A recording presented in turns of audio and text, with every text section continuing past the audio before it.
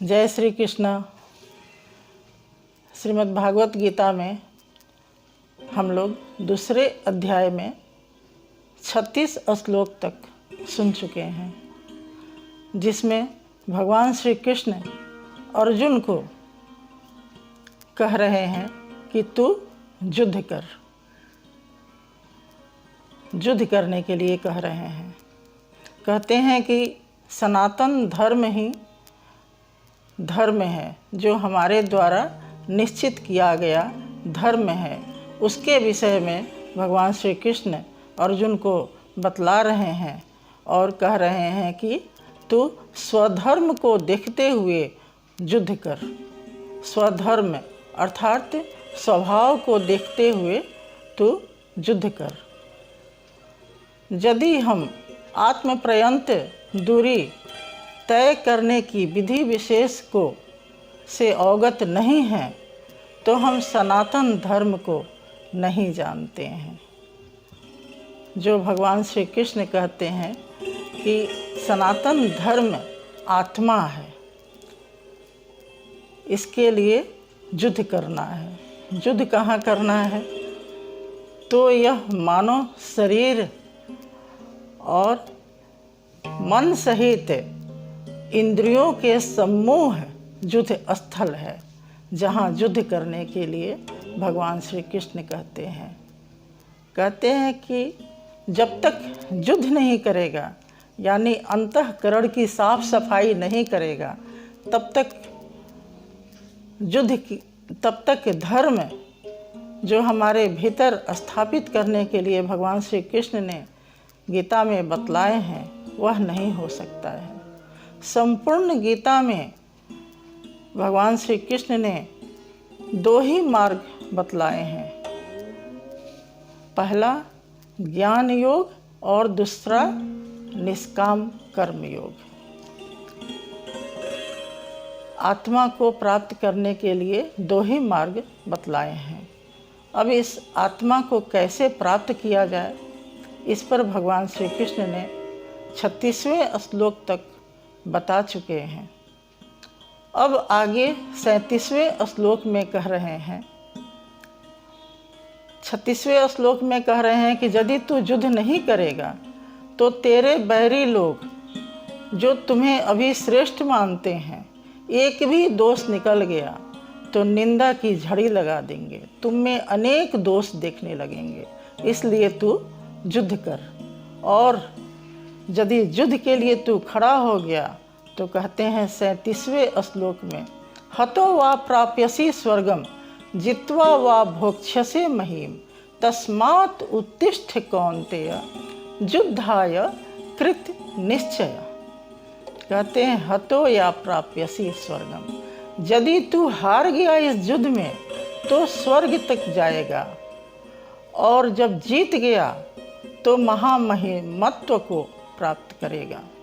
यानी हार गया तो देवत्व को प्राप्त करेगा और जीत गया तो अमृतत्व को प्राप्त करेगा।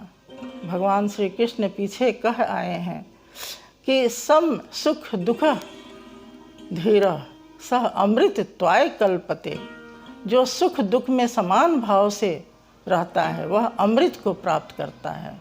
तो कहते हैं कि इस युद्ध के लिए तू खड़ा हो जा, तो यदि हार गया तो देवत्व को प्राप्त करेगा और जीत गया तो अमृत तत्व को प्राप्त करेगा। यानी हानि में भी लाभ है और लाभ में भी लाभ है। इसलिए तू युद्ध कर।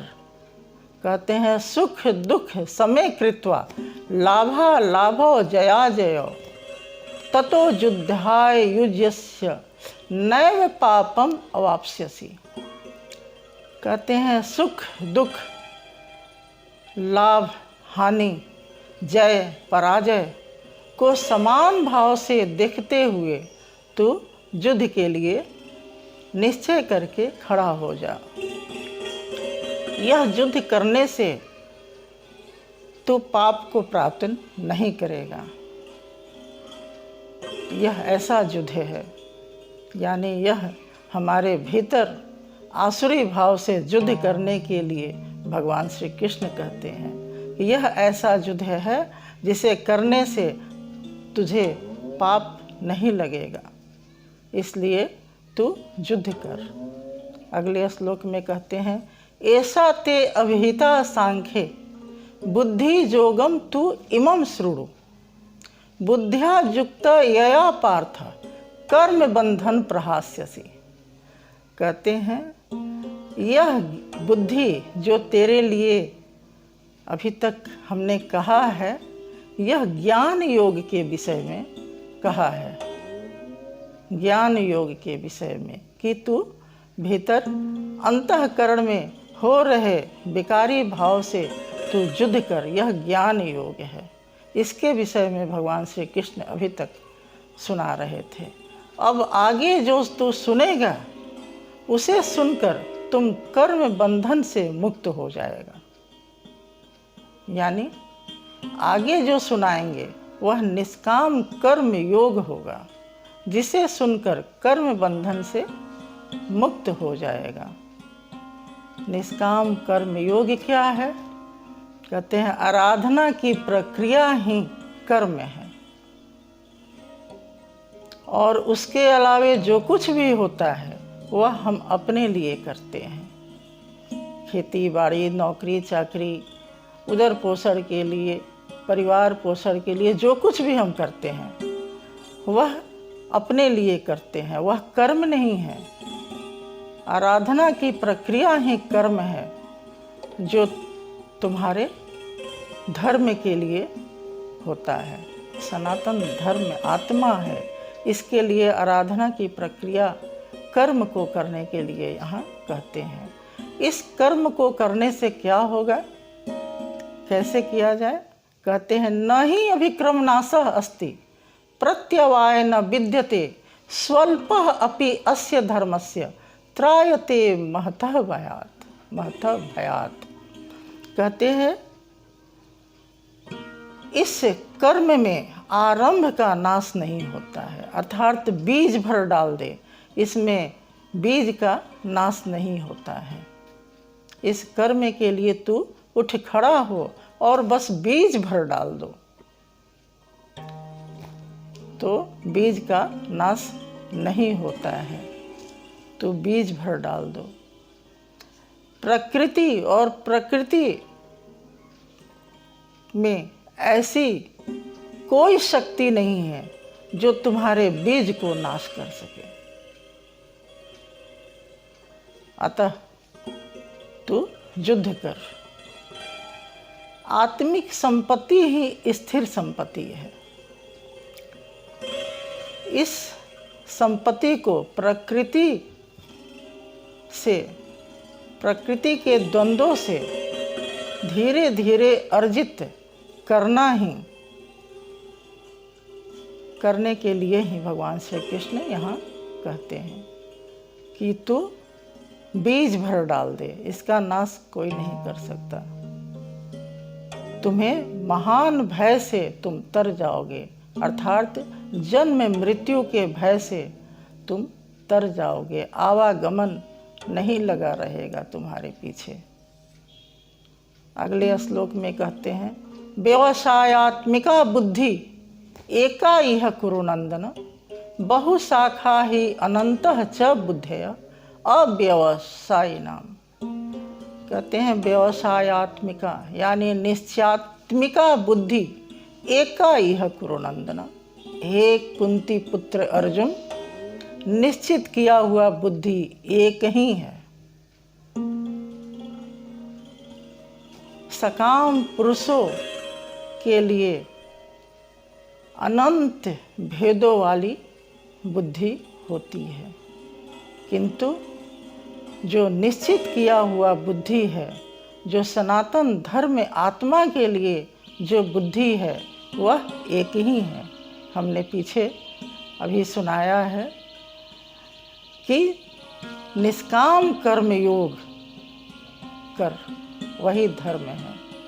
आसक्त रहित होकर इस कर्म को करें और जो कुछ भी करें परमात्मा को समर्पित कर दें।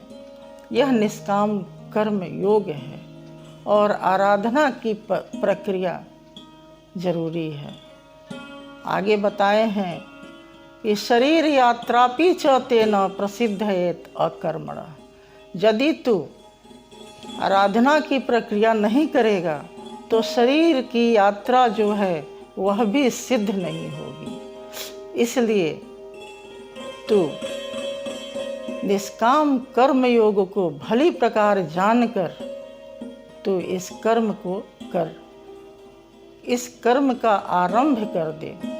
यदि बीच में छूट भी गया तो जहाँ से तू शुरू हुआ है जब चाहेगा वह प्रारंभ हो जाएगा, उसका नाश नहीं हो सकता है।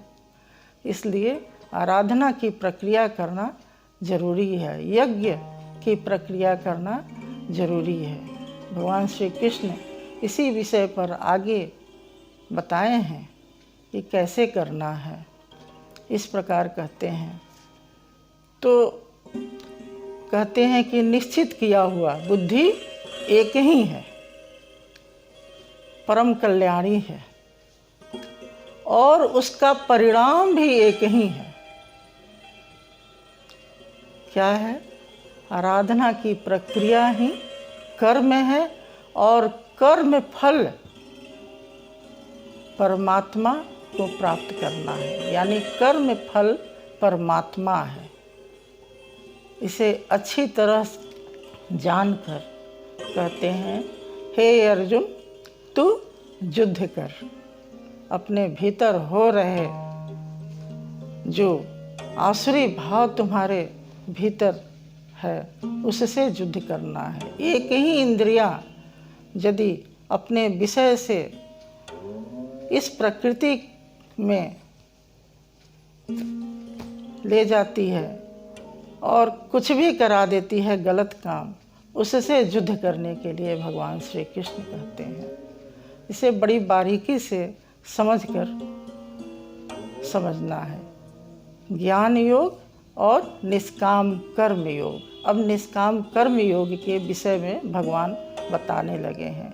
निष्काम कर्म योग करते करते साधक जो है वह भक्ति योग में चला जाता है और धीरे धीरे उससे आत्मा और ब्रह्म का मेल होने लगता है। आगे अगले वीडियो में जो अनंत शाखा वाले हैं वे क्या भजन नहीं करते हैं, इस पर अगले वीडियो का इंतज़ार कीजिए, मैं सुनाऊंगी। हरि ओम हरि ओम हरि ओम।